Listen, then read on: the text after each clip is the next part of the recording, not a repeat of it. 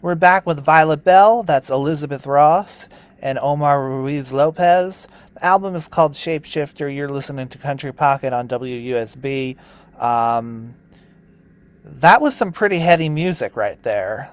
Um, Thanks. so, obviously, the minute this man has essentially kidnapped the selkie on a permanent basis, made a deal that was unfair to her in the first place, and then immediately went back on it.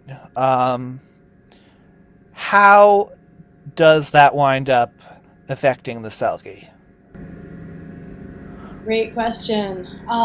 In I Am a Wolf, you get to hear the fisherman speaking in the first part. He's asking the question. He's kind of like, why isn't this working out? And the way you phrased it, it's really obvious why it's not working out, right? Like, not a lot of great relationships start with a kidnapping. And the second half of the song is the selkie answering back. And she says, I am a wolf, not a woman, a sea wolf, a she wolf, a free wolf until you came around. She's pissed. She says, while you sleep, I ought to rip your throat out. You know? And I think that this is one of the really interesting things about the selkie story. It's been around for so long. And when a story survives that long, it makes me wonder why. Like, what purpose did it serve in the culture? And I think that this story has been medicine for people who have felt captured or, in one way or another, by a cultural construct. It's really easy to, yeah, perhaps. It's really easy to point out how, in this particular case, this selkie is literally saying, I'm a wolf, not a woman. So there's this sense of like gender. How do we embody our gender? What is it like to experience dysphoria?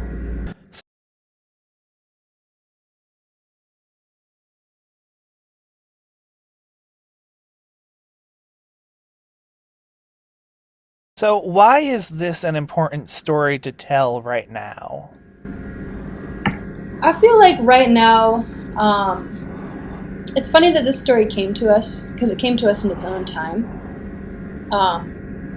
But it just happened to align with a lot of things that are going on in the world at large. So the day we released Fisherman's Daughter was the day that Roe versus Wade was called back. And that was such a... And, for us, it was a really hard moment. This whole album and this whole story is about bodily autonomy. And it's about getting to feel like you get to be who you are in your body. Whether that's an issue of gender or color, how do you want to express sexuality? It's the idea of being able to be empowered and have personal agency. And right now, those things are literally about to be on the ballot. Yes, it's by the time it's a scary situation. I don't know how many people care. Yeah. About the forces that are trying to control other people's bodies. Yeah. I feel like there are plenty of people who say, oh no, that's wrong, but that's not really worth a vote, or I'm going to vote based on some other thing, or I want to be the one in control. Interesting. When I take that back to the selkie story and I take it back to the idea of which part of the story, which character carries that energy. The fisherman obviously wants to be in control. He kidnaps a selkie, steals her skin, keeps her on land. And at the same time, on a deeper level, he's not just a villain. He is also expressing, to me, he's like an expression of this force of fear. The force of fear that makes people feel like they have to steal in order to get what they need, or makes people feel like they have to control other people in order to, I don't know, be safe or good enough, or maybe it's this deep fear that, deep fear of being unlovable. I don't know.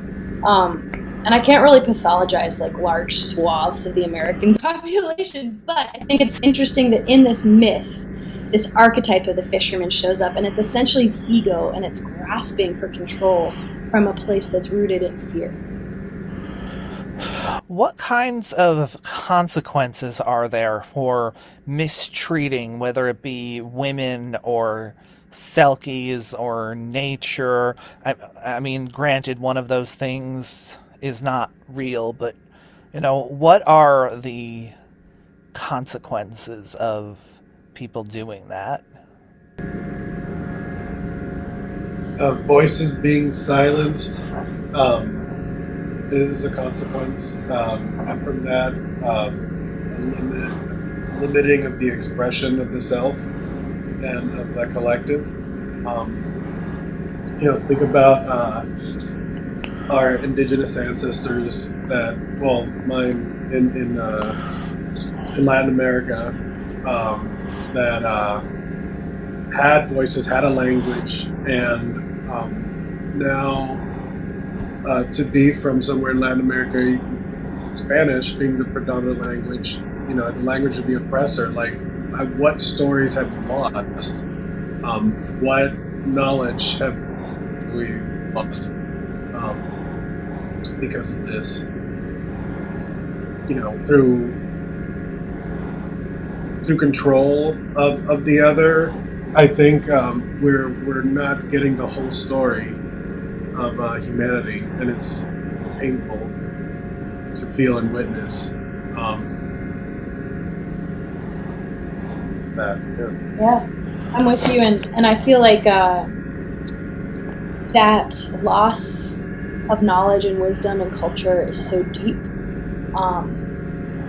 There are things that will never, things that we lost when entire populations were killed, or when witches were burned, like things that we'll never get back, and we don't even know what we've lost. In a lot of ways, I feel like the consequences of mistreating people on any categorical basis, whether it's mistreating women or nature or selkie, but the consequences are often quiet. Sometimes it doesn't appear as if there are any. Like the culture at large may not punish or acknowledge those harms, but we do experience the deeper consequence of that loss is really obvious to me. One more thing. Yeah. That it perpetuates fear and trauma, and it's hard to heal and come together when we're divided. Like instead of seeing the people, like if the people that are trying to control others could see the humanity instead of whatever they think is separating them from them. If they could do that, then I think. Yeah, I think that part of the medicine of the selkie story is that we can look at it from the context of the broad culture and what it means to subjugate someone else, but we can also look at it internally. How do we internalize that, and how can we begin that healing process within ourselves? Like on our side of the street, what does that look like? Yeah, the whole situation makes me think of the people who we're trying to silence in society today. How, especially in schools, certain people are saying, no, we don't want to hear about this race. We don't want to hear about people with this sexual identity or this gender.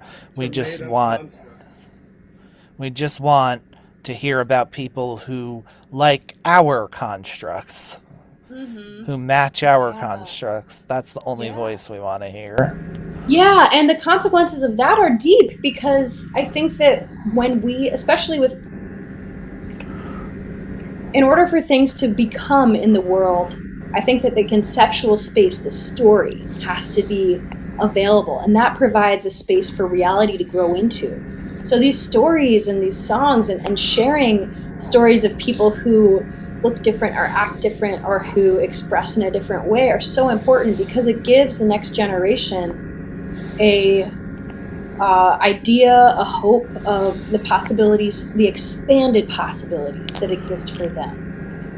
And I think that the whole world benefits when people are expressing as their true selves and not in a restricted or oppressed identity. The selkie, fantasizes about the recourse, the bringing the man into the sea and letting him feel the wrath. What recourse do we have? I love that interpretation. I think in that song, there's one of my favorite things about music is that we get to suggest an idea as artists, and then listeners get to embellish and interpret. And so it's cool to hear your reflection back as like that second half of I Am a Wolf, this idea of recourse. I'll take you down deep in my waters where there is no king, where my mother sings. I'll take you down where the sun never touches, but the pale moon glows blue all day long. And to me, that could be interpreted as, yeah, like literally, I'm going to drown you. I get where you got that. And then on another level, it's like, or at the very, I even if it wasn't necessarily drowning, at the very least, like, let me bring you into a sphere where I have agency, where yes. I have control. Let me Absolutely. show you my world. Absolutely, 100%. And it's inviting this fisherman, because when we look at the fisherman, he lives a really emotionally impoverished existence. Like, he's not happy. His only way to try to get love so far has been to try to capture and control someone else, and it's not working. And the selkie is kind of saying, like, let me invite you out of this paradigm that is so terrible for you. Let me invite you into this much richer and deeper world where you may not have as much control, and you may not have the safety of the clarity of your containers and categories, but you're going to be so enriched and fed by this wilder, deeper thing. That is beautiful and sympathetic to the fisherman. I don't know how much sympathy I was able to muster for the character once he, went through with the kidnapping and whatnot. I know. And that's part of the challenge too, though, is if we think of the fisherman as part of, this is the interesting thought experiment. I'm going deep nerd on you. But if we think of the fisherman as outside ourselves, or a character in an external paradigm that we like superimpose onto culture, or, just in the story, that feels one way. But then if we try to think of the fisherman as a part of ourselves internally, what shifts? And for me, one of the things that shift is I can think of times in my life where I have tried to control a situation, or, tried to, get something essentially by grasping and trying to hold on. And that part of me has acted from a place of wounding and fear that I know that we all share. Like, on a basic human level, we all have a sense of, we've all experienced loneliness, we've all experienced being hurt, we've all experienced fear that we're unlovable. And the question is, what would it take to heal that? If we think of it as part of ourselves rather than something that's out there and separate from us, what would it take to heal that right here? And that's when I start to feel more sympathy for the fisherman, because you realize that he really is coming from that place of a really impoverished and fear-based existence. But it's also okay to be really pissed about the fisherman kidnapping the selkie, because that is wrong. Thank you for validating that emotion. Yeah, it's. I think that part of this stage we're in as a culture, things can it's really interesting to ask questions that complicate the narrative, and instead of offering really neatly packaged, like, this is the bad guy, this is the good guy, and dehumanizing them like that. I don't think that serves anybody, because anytime anybody tries to hurt anyone else, it comes from a place of hurt, and trying to explore that. Maybe the narrative can get changed. Maybe they won't want to be selfish and just think of themselves. Yeah, what would it look like? Is it possible for there to be a world where people feel well-resourced enough and have a deep enough sense of internal love that we can live with each other's best interests in mind? What would it look like if the fisherman was able to come home to himself and to find that love inside himself instead of capturing and holding a selkie, I find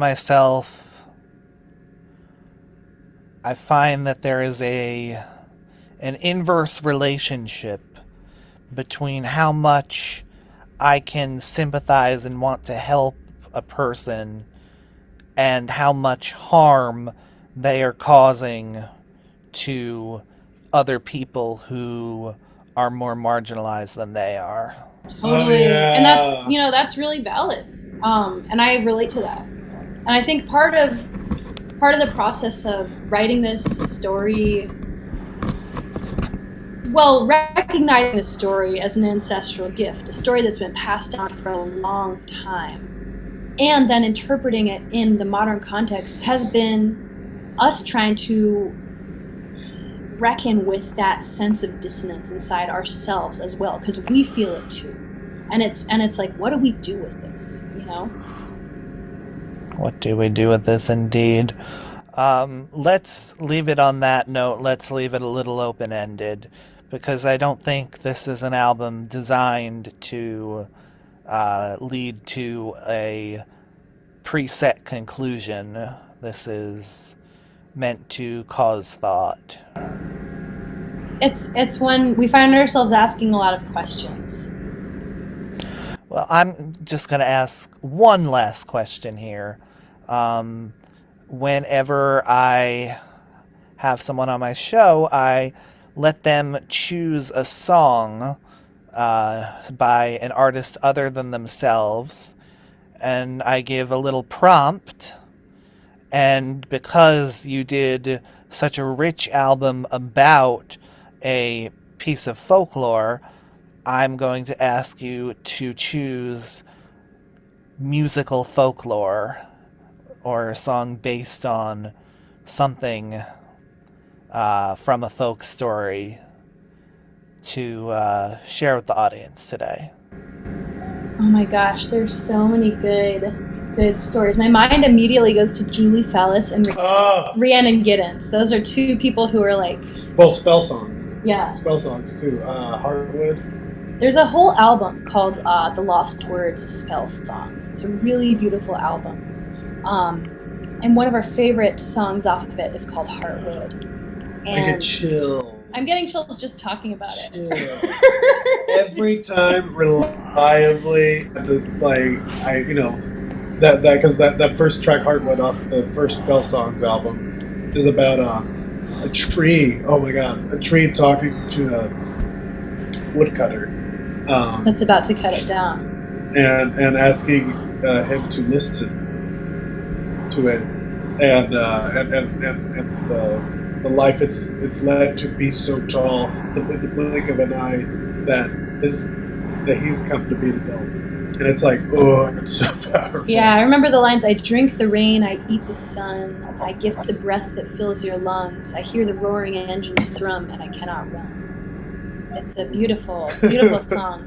There's another, I'm sorry, we're going to throw three at you. Jake Blunt's new album, The New Faith, is a beautiful reinterpretation of old folk music and folklore in a modern context based on Octavia Butler's Parable of the Sower. Great album. And Rhiannon Giddens, again, just is a incredible creative force who I don't even know where to begin. Like, what do I even? She just debuted an opera called Omar, and it tells the story of a scholar who was enslaved. So not Omar, but Omar. Oh yeah, exactly. Not me, but another. I definitely want to go see it when it comes here. Yeah. All right, I will do my best to. Are the tracks from the opera released yet? I don't think they're released yet, but listen, here's one more. And there's this album Alterum by Julie Fallis, Alterum. It's so good. Yeah. And she's an incredible Gaelic singer, and she sings in the Old Gaelic, and it's just, like rowdy ancient music. Yeah. It's wonderful. All right. I will stop you at 3 because I do only have an hour. We do not, as I said at the beginning of the show, have a century. Oh man, Trevor, thank you so much. It's been such a pleasure to talk with you, and I just get the feeling that we could talk for a century if we had to. And I really appreciate your listening, the depth of your listening, and your insightful questions, and the opportunity to explore this with you. Thank you. Oh, usually I'm the one who thanks the guest at the end, but I'll take the little role reversal here. We can do that. Yeah. No, thank you guys for coming on. Total pleasure.